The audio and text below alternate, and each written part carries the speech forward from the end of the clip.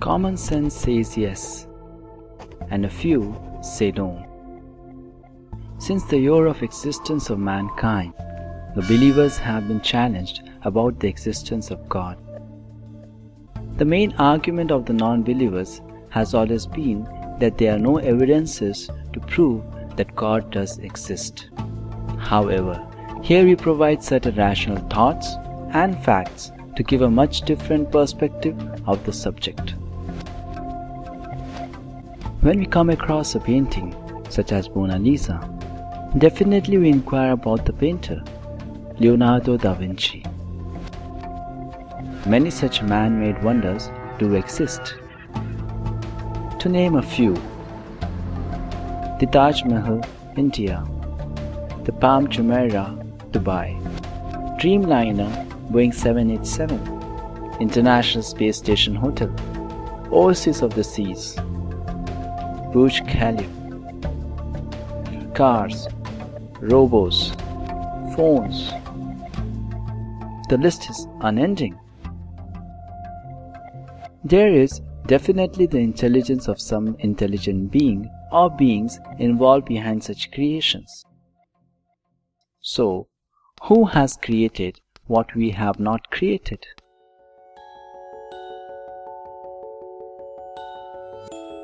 Such as the human eye. The human eye is among the most complex organs in our body. It perceives 7 to 10 million colors through a synaptic flash, that is, 1/10 of a second. Who is the designer and creator of the human eye? And also of many other remarkably wonderful things, such as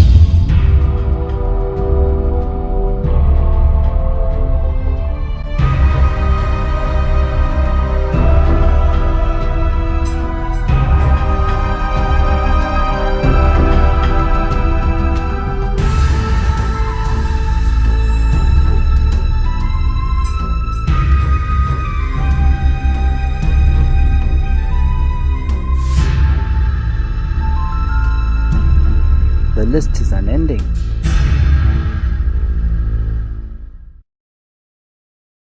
A complex design points to a deliberate designer. Modern scientific research shows that the amount of fine-tuning of the universe is considerably surprising. The particularity of the details quite vividly points to an intelligent designer. Let's see some of the examples. First, speed of Earth's rotation.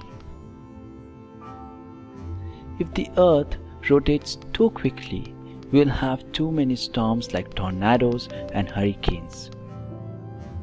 And if it rotates too slowly, it will be too cold at night and too hot during the day. Did the planet Earth learn on itself about its perfect speed? Or is it being monitored just like a satellite is monitored by hundreds of scientists together?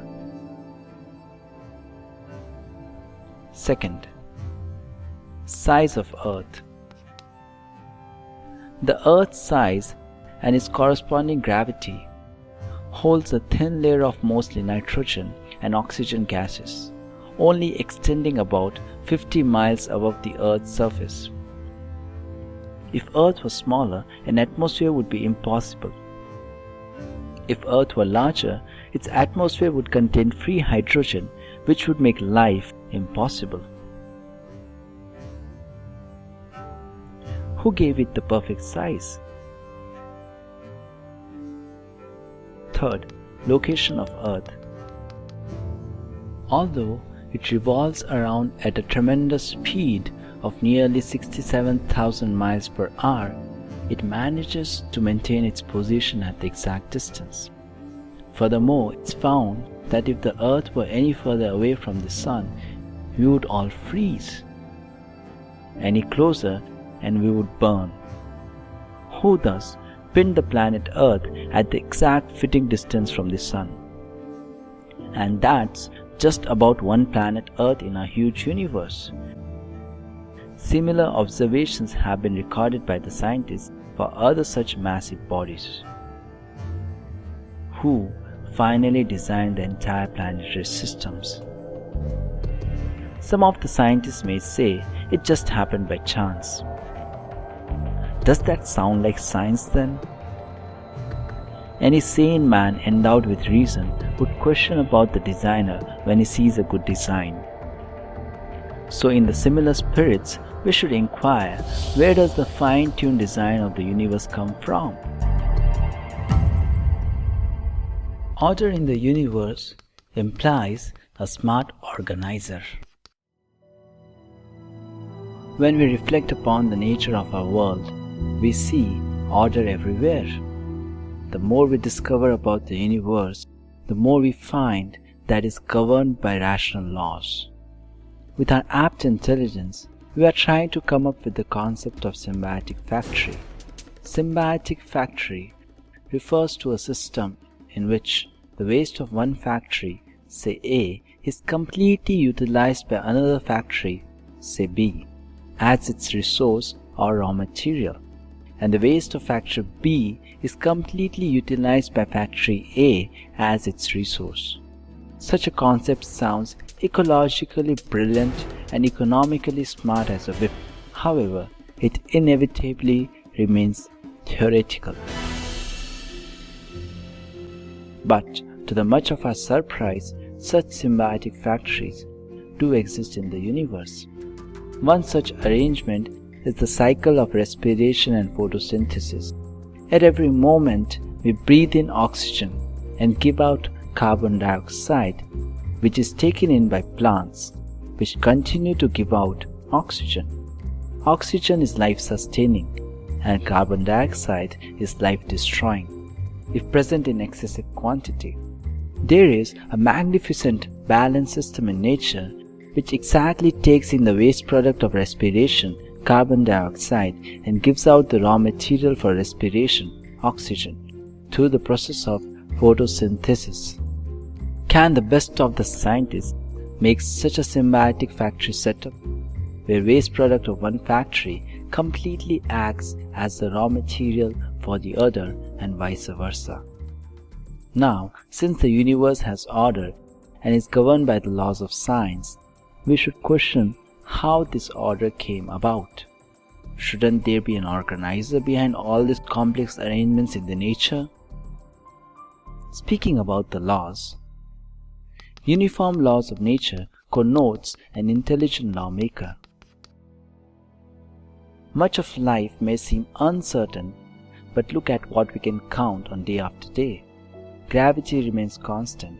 A hot cup of coffee left on a counter will get cold, and the earth rotates the same in 24 hours. How is that we can identify laws of nature that never change?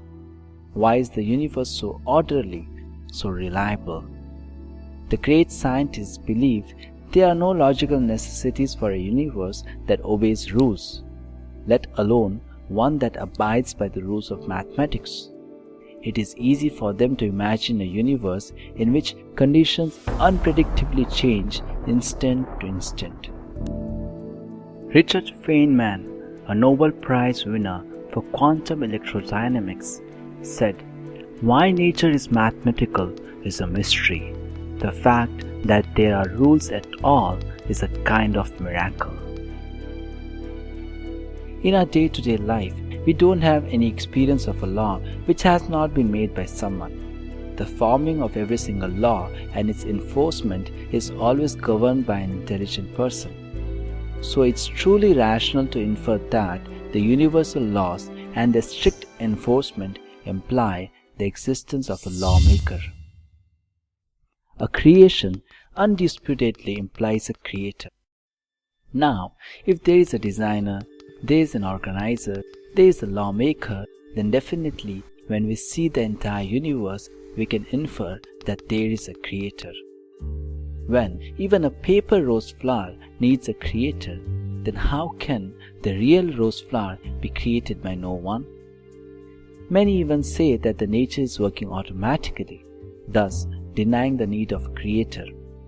They argue that seeing any divinity or God-controlling nature is just a sentimental longing coming from an unscientific mentality. So, does nature work automatically? The word automatically used in this context is somewhat misleading because automatically doesn't indicate the absence of a controller, but rather the absence of knowledge of the controller. When we say that a machine works automatically, what it means is that the machine doesn't require continuous interaction with the operator, but still there is an operator who activates the machine and monitors its working. For example, a child may be astounded by looking at a toy moving automatically, but a wise person will never be misled into the same conclusion as the inexperienced child. Similarly, the magnificent phenomena in nature are not occurring by themselves, as someone may imagine, like the naive child. All natural phenomena are working under the expert, though remote and therefore invisible programming of God, as has been the conclusion throughout history of many wise people, both religious and scientific. Thus, it is that the famous physicist Lord Kelvin asserted, "If you think deeply enough, you will be forced by science to believe in God." Max Planck, the originator of quantum theory, remarked, "For religion, God is at the beginning. For science, God is at the end." In Vedanta Sutra, the concise summary of the Vedic literatures, we find similar conclusions. Janmadhyasya yataha. God, or absolute truth, Brahman, is the source of everything. Likewise, Lord Krishna speaks in Bhagavad Gita that He, the Supreme Absolute Truth, is the source of all worlds and everything emanates from Him. Aham sarvasya prabhavo matha sarvam pravartate.